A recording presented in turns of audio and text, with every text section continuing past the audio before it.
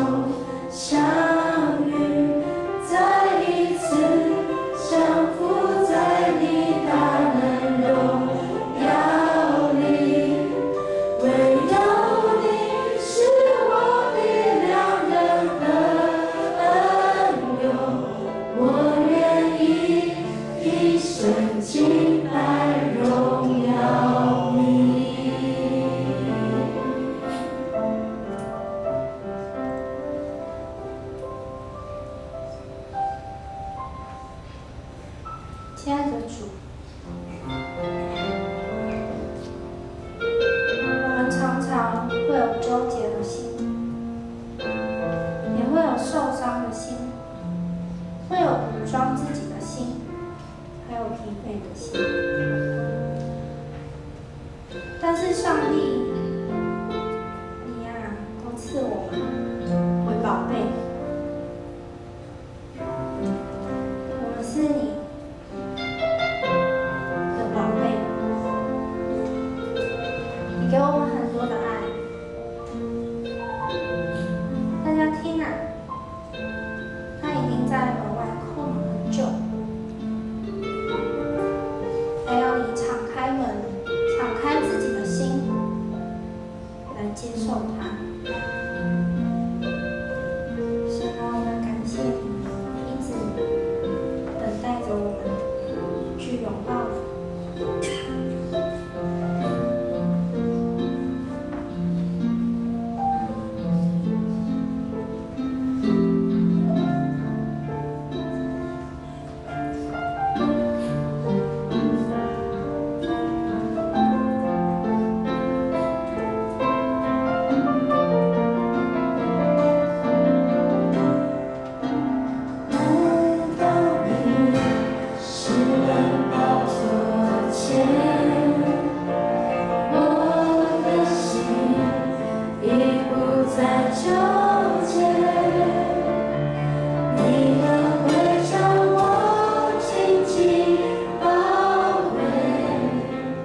我想你，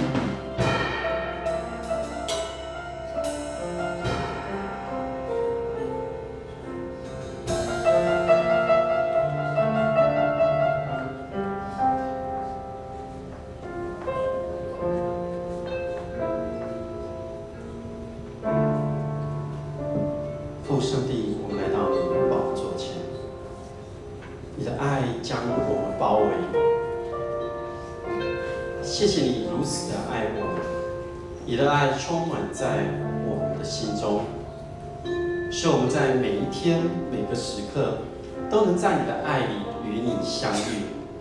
主，谢谢你，恳求圣灵此刻运行在我们当中，使我们的灵打开，来领受从你那边而来的话语与祝福。愿主你亲自看顾，献上我们的歌声，成为馨香的祭，献在你的面前，求你悦纳。祷告，奉靠主耶稣基督的名。回乡，我们在外漂泊了很多年，移民在国外，但是我们非常想念我们的台湾，所以呢，第一条歌我们就唱这一条歌《游子回乡》。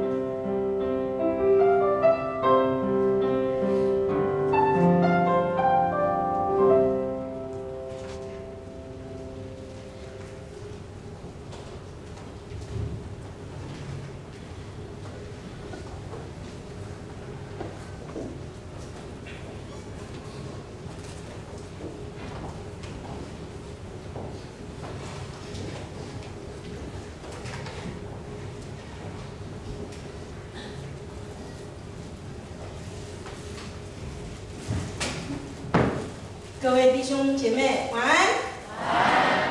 安。我姓李，叫嘉玲。我在12年前呢移民到加拿大去。之前还没有移民的时候呢，我是一个佛教徒、道教徒，我自己都不知道。因为我的父母亲呢，他们是拜拜的，他什么都拜，所以呢，从小我也跟着他什么都拜。拜到什么程度？我是一个幼稚园老师，我在幼稚园里面做了22年。22年这里面呢，我每一次要户外教学的时候，我爱去跋杯。如果没有杯，我不会带孩子出去，我整个幼稚园小朋友都不会出去。所以我每一次要户外教学，一定要这样子去做。那么我的办公桌呢，没有人可以去 touch， 不能去移动它。我的办公桌是要用那个吉祥尺，以前拜拜的人在量的那种尺，我不知道这些年轻人有没有看过啊？那个尺一量，如果不急的话，这个桌子我不会买了啊。所以我是这么迷信的人啊。但是呢，在12年前，因为我帮人家做保，圣经上也有交代我们不可以做保。可是那时候我不是基督徒，我帮一个非常好的朋友做保，然后呢，我就要帮他还债。因为他把我借给他的支票全部抵押在地下钱庄，所以当地下钱庄的人到我的幼稚园来要钱的时候，没有办法，我就把我打下的天下卖掉来还那些债务。当时我才42岁，先忘了我的年龄，所以我就带着3个孩子。很没有面子的离开了南部，飞到了加拿大多伦多。其实非常辛苦，我要工作，可是当时我并不会讲英文，我只会用我的身体的 body language 去比划，但是没有人会请我，所以我就做了最低层的工作。我去了 motel 汽车旅馆上班，汽车旅馆要搬床。双人床，一个房间双人床，只能20分钟做完所有清洁工作，换了所有的床单，还要洗厕所，倒垃圾，20分钟，人家是夫妻2个人去做，我是自己1个人，所以我的手就拉坏了。有一天晚上，我这个手完全没有办法抬起来。后来我去开刀了。那天我去开刀的时候，我特别难过，为什么？因为医生跟我讲，你是全身麻醉，在加拿大麻醉是不能自己开车过去。当时我想说，那没有关系，我就坐公车去。可是非常不方便，因为我住加拿大的时候是一个乡下的地方。那天早上的时候，我的房东忽然从来就不跟我讲，不跟我打招呼，不跟我讲什么的，他忽然间就来敲门说：“Susan啊，你今天有什么事情要我帮你吗？”他是一个印度人，当然他不是讲台语，也不是讲国语哦。那我就说如果你有空，可不可以带我去医院？然后好了，我会自己坐计程车回来。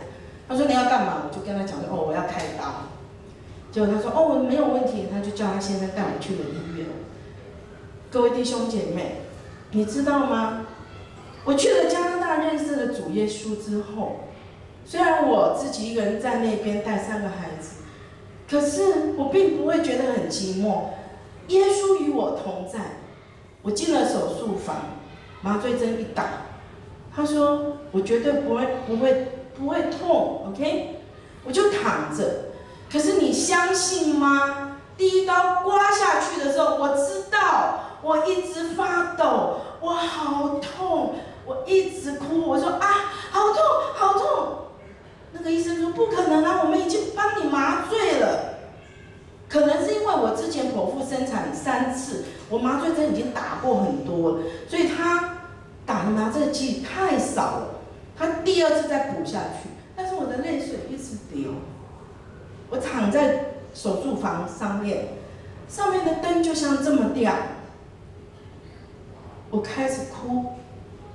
然后我开始唱诗歌，我一边唱诗歌，一直唱的时候，我忽然看见有一个人穿了白色的衣服，从天而降下来，他坐在我的床边，他的手温暖的握着我的手，他告诉我 ：“Susan， 你不要害怕，我在这里，你不寂寞，因为我陪着你。”各位弟兄姐妹，我是一个这么不配的人，可是上帝就是这么爱我。他在我最需要的时候，他就来床边来陪着我。当我动完手术以后，那天晚上又发生了一件事情。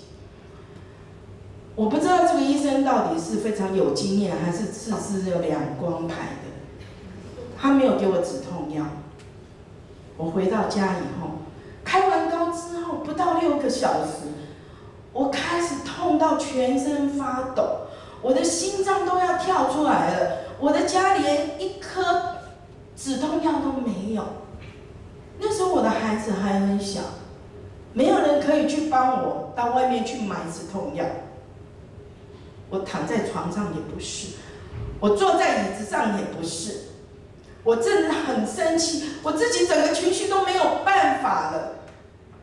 我听到我女儿放诗歌，诗歌从房间传出来，她安抚了我，她让我坐在沙发上。又有人来对我说：“睡吧，你是我的宝贝女儿。”没有止痛药的夜晚，我就坐在沙发上睡着了。各位弟兄姐妹，耶稣爱我，也爱你们，这是我的见证。谢谢。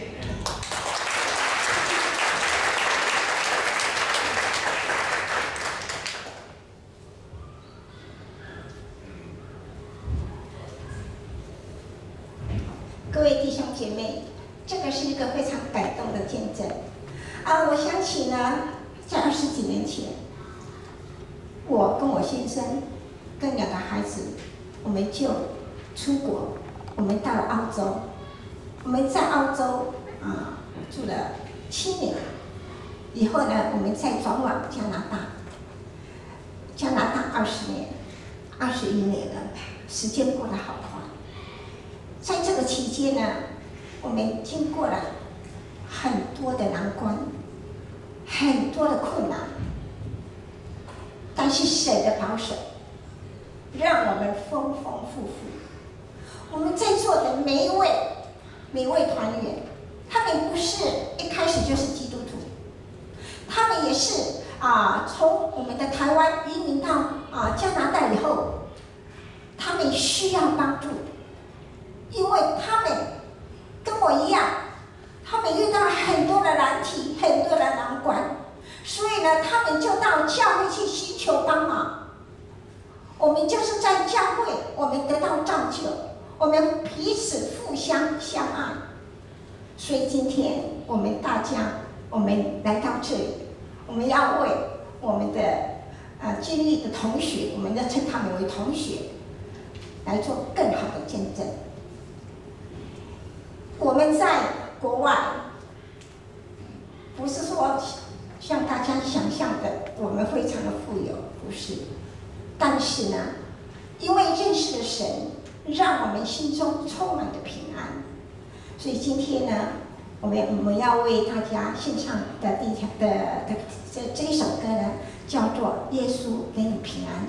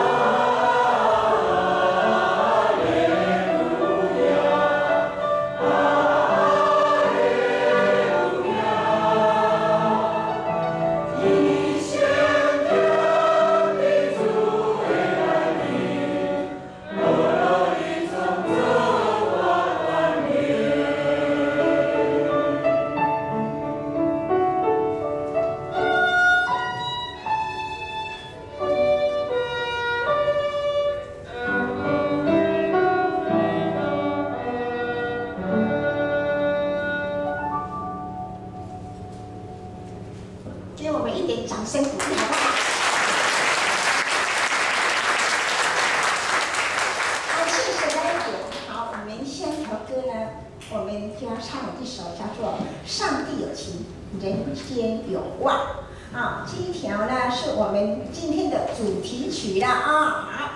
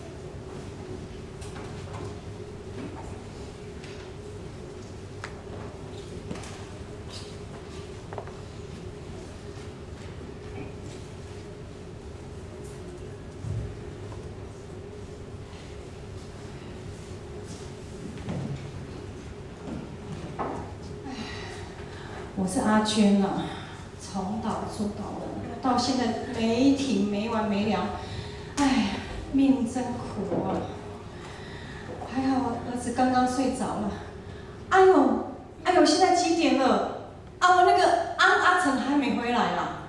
哎，真是的，还要等他回来。啊。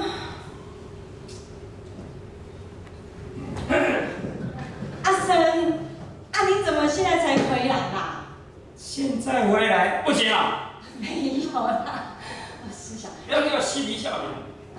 阿成，你饿不饿？要不要吃碗面啊？不必了啦，我累了，我要睡觉了。上班一天多累，你知不知道？阿成，老师今天打电话来啦，说电话来有什么事啊？打电话来找你的啊。说我们家那个儿子在学校最近心不在焉啦，成绩都一直往下走啦。嘿，教囡仔是你的代志呢。一天到晚叫我拿补习费，结果去补习愈补愈大汤。你现在还来跟我讲这什么呢？没有，阿成，老师还说还说什么？那个爸爸是家里的主啦阿姨希望跟爸爸跟小孩多沟通啦，小孩子会听爸爸的话多一点点啦。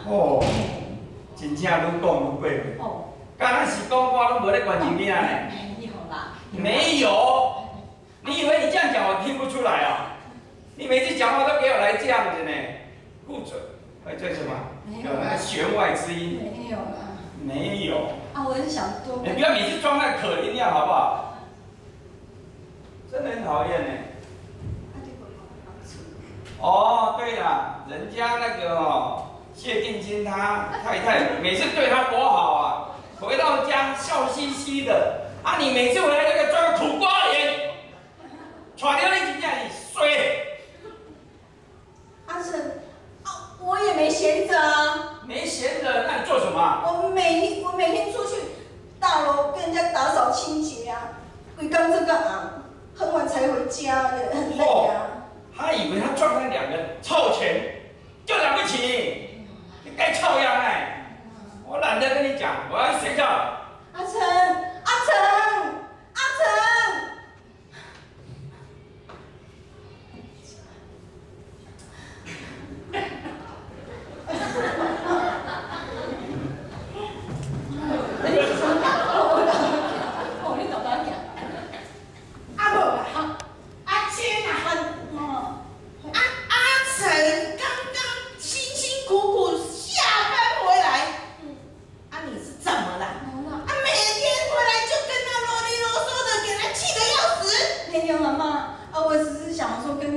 小孩子的事情啊，小孩讲没2句就屁刷就走了啊！小孩子，小孩子是你的树，你为什么老是要来烦他啊？现在老公在外面赚钱很不容易呢，你如果跟爸他就生气气坏了，谁来坚持这个家啊？谁来养这个家啊？现在的媳妇跟我们以前不一样了，以前我们老公说1，我不敢说吐了，说1，我不敢说2了。你是这人啊，上面幸福啦，不要跟他。我也想跟阿成多沟通啊，想谈小孩子的事情啊，为这个家好啊。沟通，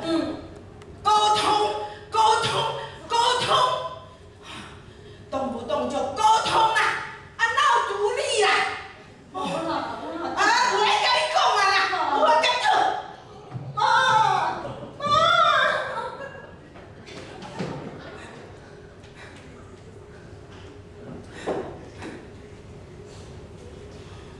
阿娟，怎么说？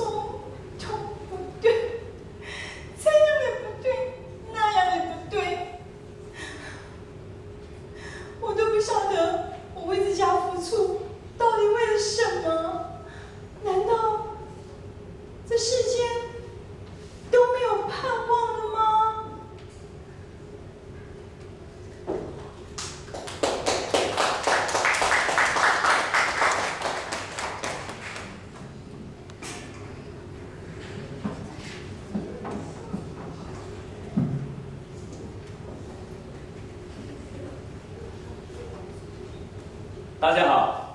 好。恁吼书院去教到遐同学，我来报大家好，我大大声啊，你敢知啊？来这边啊，大家好。好。还差不多了。我们这一次呢，到台湾来监狱里头巡回布道。今年呢是较特别了哈，以前都没有到教会去，今年呢是第一次到教会来一起分享这个神的爱。那么我想呢，不管是在监狱里面，还是在监狱外面的人，都是需要上帝的爱，都需要上帝的福音。那么台湾的监狱里面关了多少人，你知道吗？50几间的监狱里面呢，关了6万多个人。那么现在的恩典合唱团呢，每一年有3个队在10月份回到台湾各个监守去布道传福音。那大概呢，每一次可以接触到1万个人，而这1万个人当中呢，对上帝的爱的回应呢，超过7000个人，所以这是一个很大的一个工厂。虽然呢，有人说呢，里面讲去都不袂讲哦，但是呢，你知道呢，如果7000个人里头有1%，那就有几个人呢？70个一个灵魂在上帝的眼中呢，它的价值是大过于全世界。那你想想看呢？如果一年能够带领70个我们称他们为同学来信主，改变他的人生，那么对这个社会会产生有多大的影响？对他们的家庭，这70个人后面呢有70个家庭，这70个家庭的后面还有很多他们的亲人朋友。所以弟兄姐妹们，我们一起鼓励不管是哪一个地方的基督徒，都要一起同心的在各个不同的地方呢，来为神的福音呢来一起努力。那今天呢，我们演这个剧叫做有一种爱，那么主题是上帝有情，人生有望。我不是在监狱里面讲这篇信息，这篇信息是讲给在教会的弟兄姐妹听的。我们的这个国外长大的孩子，常常喜欢讲一句话，这句话叫做 "not fair"， 什么意思？不公平啊！是安怎我的囡仔呢？会甲我讲爸爸 not fair， 因为你讲要去外口佚佗，恁听有台语无？听无才举手。台语，我当然听得懂。那我太释放了哈！太好了。我今天跟你的这个国台语夹着讲我说了，先去把功课做完再去玩。你的瓜公不公平了不公平。很多时候呢，他们讲说不公平了，是因为他们没有得到他们想要的，就说不公平。在我们每一个人的心里头，如果遇到不公平的事情的时候呢，我们就会很生气，就有一种很委屈的感觉。台湾最近最夯的事情是什么呢？就是年金改革。主张要改革的说不改革不公平，主张不要改革的说呢改革不公平。那到底什么才是公平呢？这个世界上有没有公平？你看我身高就知道世界上没有公平。我每次跟人家讲话都要说，都要抬头仰望人家。这个世界呢，真的是没有什么是公平的。在主观上面，人都要认为说符合我的意识才叫做公平。在客观的上面呢，你看到很不容易看到有公平的事情。有人做事一帆风顺，做什么呢什么都顺；有人做什么呢什么都不顺；有人呢做什么呢拢谈，有人呢做什么呢拢亮。领巾怕扁，不一定会成功。但是有人呢什么也没有做，他就很有成就。所以呢，从客观上来看呢，这个世界上也是不容易看到公平的事情。古时候有一个皇帝他穿着便服呢去出巡考察民间疾苦，来到一个乡下。那一天的天气非常的炎热，他很口渴，正好路边有一个农夫，他就呢很热情的端了一杯茶给这个皇帝喝。皇帝喝这杯茶以后呢，觉得这水好甜，喝了以后呢很清爽，很舒服。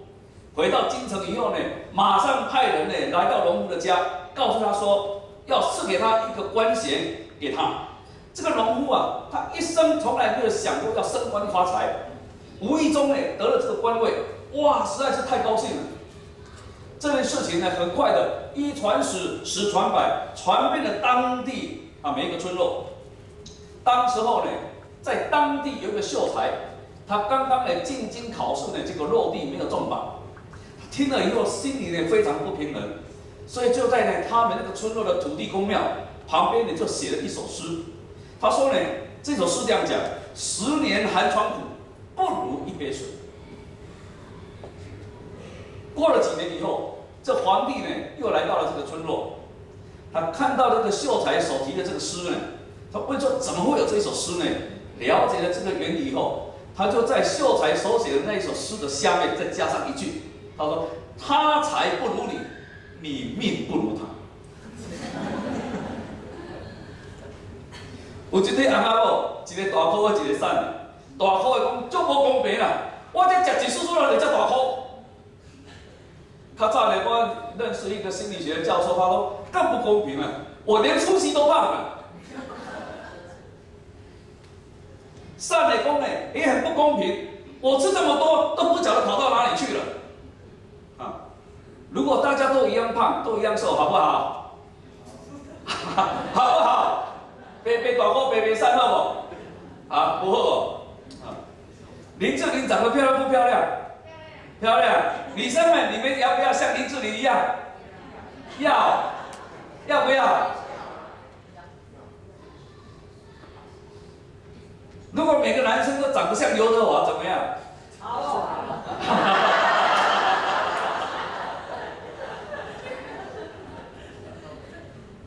听我即摆去韩国佚佗，倒转来吼，大家面拢相像。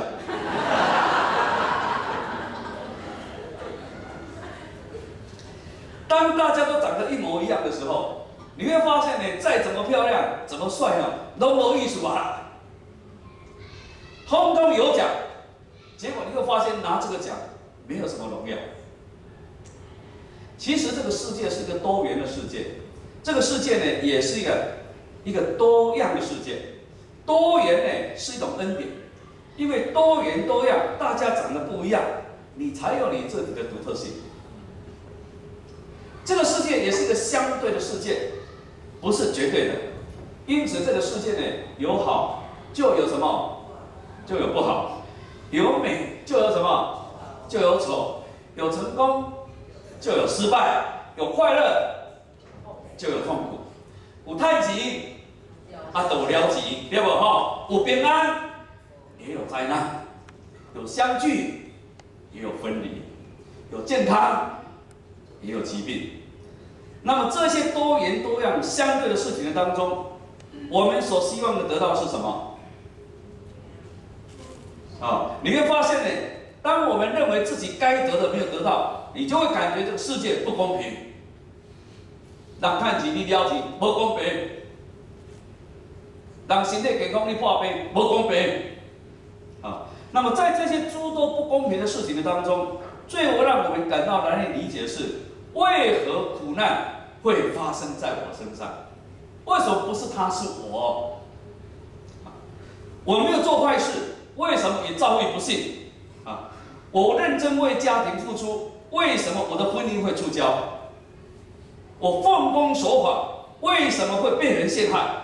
天啊，到底这个世界公平公义伫哪里？啊，过别人为别人的不公平抱不平。为什么这个小孩出生就没有父母？为什么出生他的身体呢就残疾？这到底是谁的错？更不可思议的，有时候你会发现呢，豺狼比好人安怎过得更好。你会发现，其实每一件事情的背后都是有原因的，都是事出有因。但是呢，不是每一件事情我们都能够知道到底是什么原因。我们不能够知道是什么原因的其中的原因，就是我们所知道的很有限。既然不知道是什么原因，很多人呢就去诉之于佛神，去问神托钵，祈求神明的保佑平安，解除厄运，不要碰到灾难，把你的渡掉，也盼望能够逢凶化吉。但是事实上呢，我告诉你，不管你信哪一个宗教，该来的还是会来。信耶稣会不会车祸？会不会？信耶稣会不会得癌症？啊，你讲信耶稣拢袂着，咁教会造了一个离地天啊！信耶稣坐飞机会不会掉下来？也会啊。有哪一个人信了什么教呢？从此都没有事的，请你举个手给我看看。都没人，刚才我给啊。基督教的信仰不但没有告诉你信了耶稣不会有苦难，相反的告诉你，苦难在我们的人生的当中将会成为一件好的事情。苦难呢会转化我们成为我们人生的祝福。为什么呢？因为我们的上帝是一位有情、有义、有爱的上帝。圣经呢有一句话告诉我们：压伤的芦苇，它不折断；江残的灯火，它不吹灭。上帝有没有情？上帝有没有爱？在西元400年前，有一个希腊的哲学家，他的名字叫 Epicurus， 他提出了一个说法：苦难和全能的上帝两者不能够并存。他的意思就是说，如果世界有苦难，宇宙就会有上帝；如果宇宙有上帝，世界就不应该有苦难。因为呢 ，Epicurus 他把苦难看成是邪恶的，所以上帝的责任就是阻止邪恶。如果上帝阻止不了，他就不是全能至善的上帝。他既然不是全能至善，他就不是上帝。那我想这个说法呢，相当符合今天的人对这个世界不公平的一种心理，影响相当多的人。我相信到今天呢，仍然有不少人呢接受他这样的看法。宇宙如果有上帝，就不应该有灾难；有灾难呢，就是没有上帝存在。但是他讲这个说法到底是不是事实呢？赞成跟反对的都有理由。可是呢，我要跟各位讲的，他这个说法对我们呢，却是一点帮助都没有。为什么呢？如果上帝不存在，苦难呢就没有任何一点的意义。那些在苦难中的人，连向上帝诉苦的机会都没有。我曾经对一些孩子啊，家里面有孩子呢，教不好的父母跟他讲，我跟他们讲说，你千万不要对你的孩子失望。如果呢你做父母的都对自己的孩子失望的话，那你的孩子呢就真的一点希望都没有，他将会是这个世界上最可怜的人。所以呢，我对我自己的孩子也这样想，我就告诉他们，将来不管你发生了什么事情，你一定要回来跟爸爸妈妈讲。如果他有事情，连爸爸妈妈呢都不愿意听，都没有个爸爸妈妈给他诉苦，给他倾诉，他这个世界上是最可怜的人。今天人生苦难处处都是，时时都会发生。如果我们连向上帝倾诉的可能都不存在，我们还有什么盼望？我们是这个宇宙中最可怜的。今天我们不一定需要知道苦难的原因，因为你只知道原因，无济于事。更何况我们也不具备知道的能力。我们需要的是一位真正能够了解我们、能够体会我们苦难的上帝，更是需要一位能够赐给我们力量去面对苦难的上帝。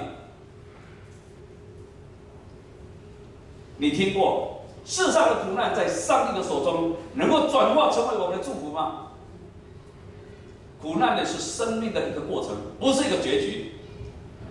咱有一句俗语来讲，良药安怎苦口？良药的意思，良是好还是不好？好。苦口苦是好还是不好？不好。为什么好跟不好可以放在一起呢？你有没有想过呢？既然苦可以跟善连结在一起，我细汉的时阵呢，我父亲经商失败，我就随着我的父亲到处躲藏。为什么要躲藏？欠人的钱啊，警察要用啊，所以我爸爸就跑，我就跟着他跑，我也没有欠钱，也跟着他跑。四个米，然后呢就影响了读书，生活非常的困苦，常常不知道说三餐早餐吃的中餐在哪里，常常不知道。后来我这本书，我才发现，原来我那一段受苦的日子，磨练了我一种独立、懂事，然后能够体会甘苦人这款的性格。这是在神学院里面呢根本就学不到的东西。聪明的父母亲，当你的孩子小的时候，你就要训练他做事情，不要害怕他会受挫折，因为呢，如果这样子，你的孩子将来才能够生存得好。那些愚笨的父母亲呢，就是什么都帮孩子做，他要什么就给他什么，就怕他受委屈，怕他受挫折，怕他失败，最后呢，他就真的爬不起来。所以各位朋友们，我今天要跟你讲一件差不多呢很少人会想到的事情，连上帝呢，他都在苦难的当中。2000年前，人类的历史里面发生了一件大事，上帝竟然成为人的样式来到这个世界来受。他来了有2个很重要的目的，第一个，他要拯救在罪恶中的人，使他们不是因罪而灭亡。世界上的人的苦是什么苦？是一种被罪恶捆绑的苦。我们想做的做不出来，我们不想做的呢，我们反倒去做。今天我们到街道里面去传福音，当我讲到这件事情的时候呢，每一个人他们都知道，他们今天进了监牢不是他们喜欢去的，是因为他们不想做，反倒去做；想要做，应该要做的，反倒做不出来。不是只有他们，我相信我们每一个人都是这个样子。今天呢，在监牢里面有很大的比例是和家庭有关系。他们的家庭有暴力、有酗酒、有赌博、有吸毒、婚姻不忠等等的问题。没有人希望自己的家庭是这样子。但是呢，你发现呢，人没有自由呢，不去做这件事情。这一位成为人来到世界上的上帝叫做耶稣，他牺牲自己的生命，为我们每一个人死在十字架上面。因为耶稣所受的苦，我们的罪因此得到上帝的赦免，也可以来脱离这个罪对我们的控制。上帝的苦，你明白吗？上帝有可能也在苦难的当中吗？有一个 baby 因为生病了，他的爸爸呢带他去看医生，医生说呢要赶快吃这个药，不然呢他生命会有危险，你哪爱加油啊？那这爸爸妈妈都在，没一个囡仔爱加油啊！这个医生呢，他自己没有办法让这个孩子吃药，所以说你就叫旁边的爸爸说，你来帮我的忙，把他的嘴巴怎么样啊，给背后推，我躺着他灌油啊。这个孩子呢，这个身体已经非常不舒服，很难过了。这个时候呢，他也不想要吃饭，不爱加油啊，要吹那闭个安。这个时候爸爸只好怎么样，很用力的把他的嘴巴把它扒开来。这个孩子一直哭。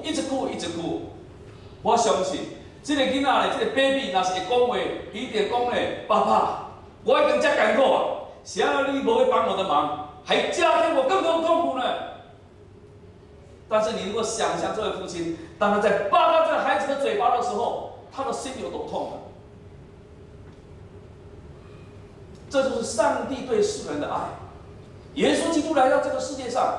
为什么要为我们世人死在十字架受这样的痛苦？因为他不这样子，我们没有办法得到赦免；他不这样子，我们没有办法得救。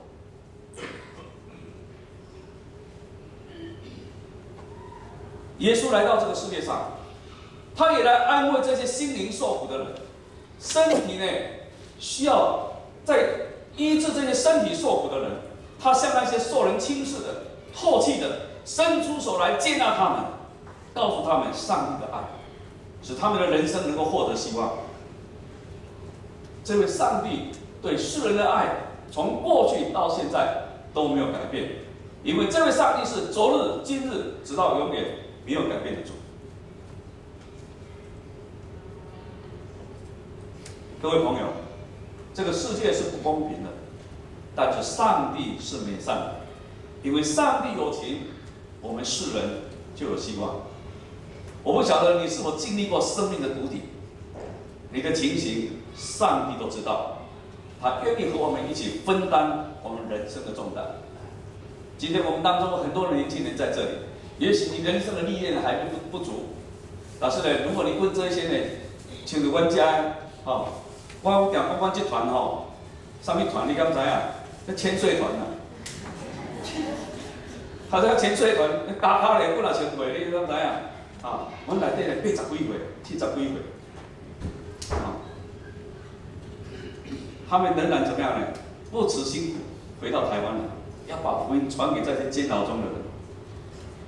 这些都是人生历练非常足够的人，特别是年纪比较大一点的人，经历过了2次世界大战，经历过日本统治时代那种逃难的日子，你就知道人生有多少的苦难。在这样的一个人生的过程当中，如果没有为上帝与我们同在，我们怎么走过来？怎么走过来？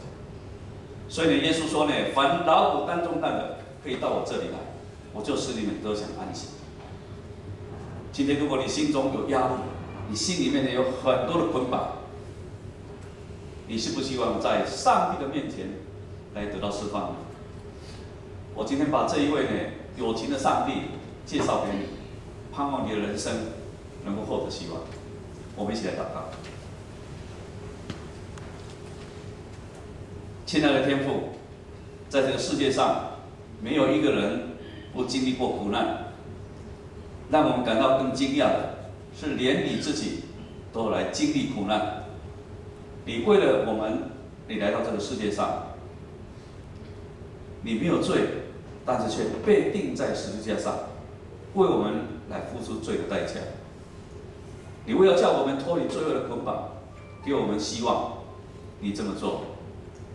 今天你仍然向世界上所有经历苦难的人，在生命谷底当中的人，向他们招手。你爱他们，你愿意与他们一起来度过人生最艰难的时刻。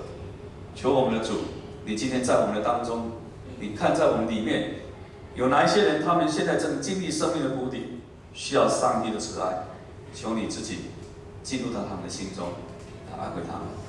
我们这个时候就把这些人特别交托在你的面前，愿你自己的爱与平安常与我们同在。我们将祷告，靠耶稣基督的名求，阿门。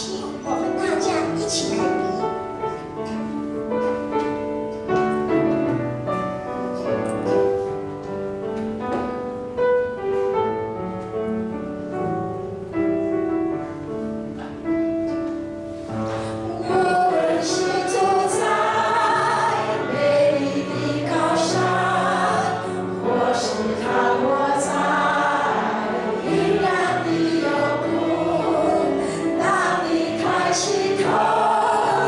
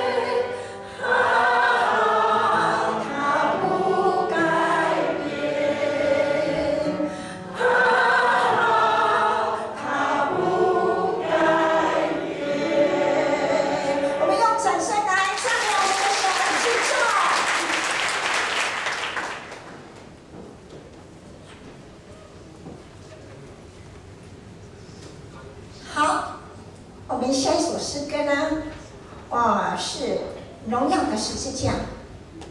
我们要我们的神来做美好的见证。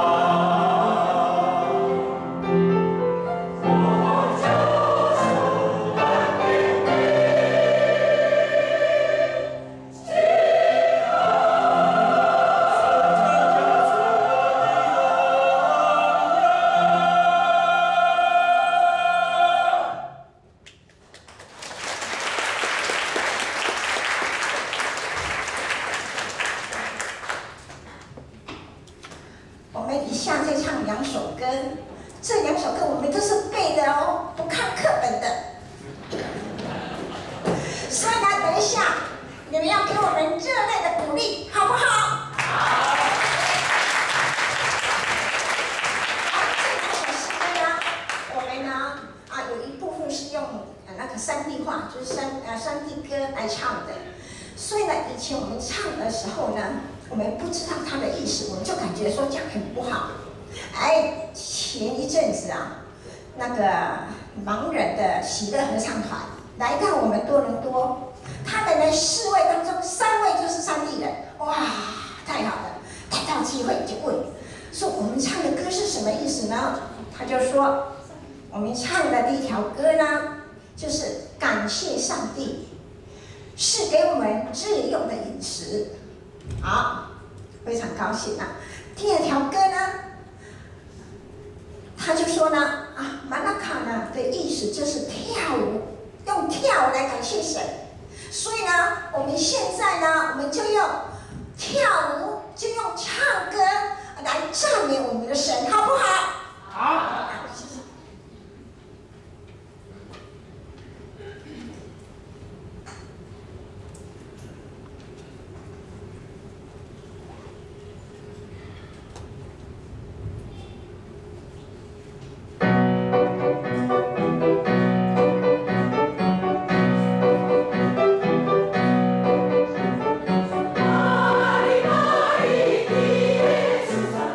Mari, Mari,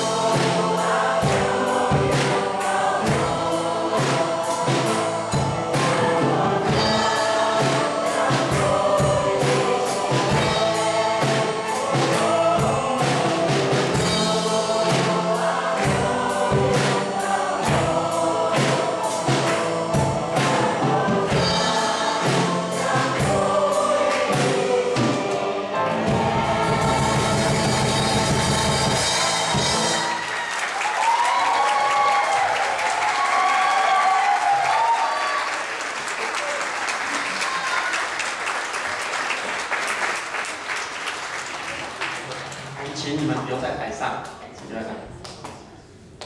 我们再一次用掌声谢谢他们来带领敬拜。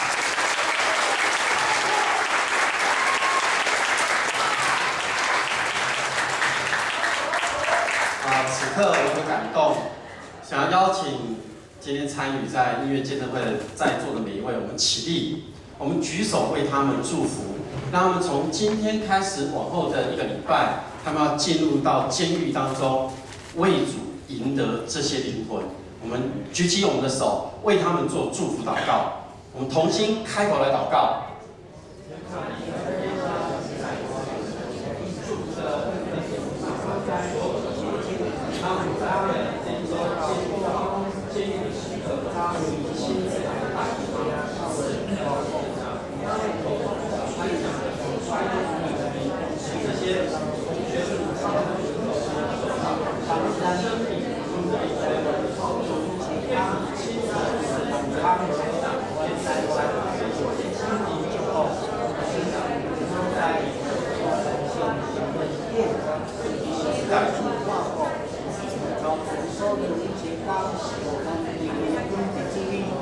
台湾企业，先希望当家都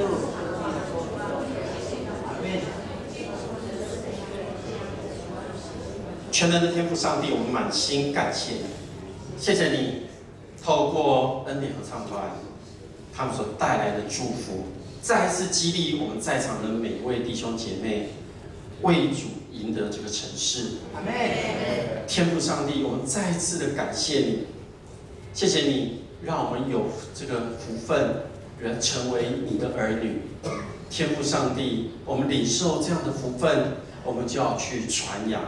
愿主你亲自看顾恩典合唱团，他们在接下来的1周当中，无论他们进到哪一个监狱，就要使那里的同学他们的生命得到救赎，他们要赢得这些灵魂，使他们的生命从此改变，走向归向上帝的道路。愿主你亲自来带领，愿主你的圣灵与恩典合唱团同在，祝福着他们，带领着他们，让他们所走过的每一个路径都成为祝福之地，让他们走过的每一个监狱都成为圣洁之地，让他们走过的每一个地方，使人的生命得着盼望与改变。愿主你带领他们，愿主你亲自看顾。主啊，谢谢你，让我们在今晚有这样的一起的敬拜，有这样一起的领受，我们也领受这样的使命和呼召，我们要一同来为恩典合唱团他们来祷告。无论从今以后的任何时刻，主你都祝福着恩典合唱团的所有的团员，他们的家庭、他们的服事、他们的工作，都受天父上帝你赐福满满在其中。谢谢上帝，让我们在此能够一起敬拜。愿主耶稣基督的恩典、天父上帝的平安、圣灵的帮助与扶持，与你们众人同在，从今直到永永远远。阿们。我们再一次将掌声、荣耀归给上帝。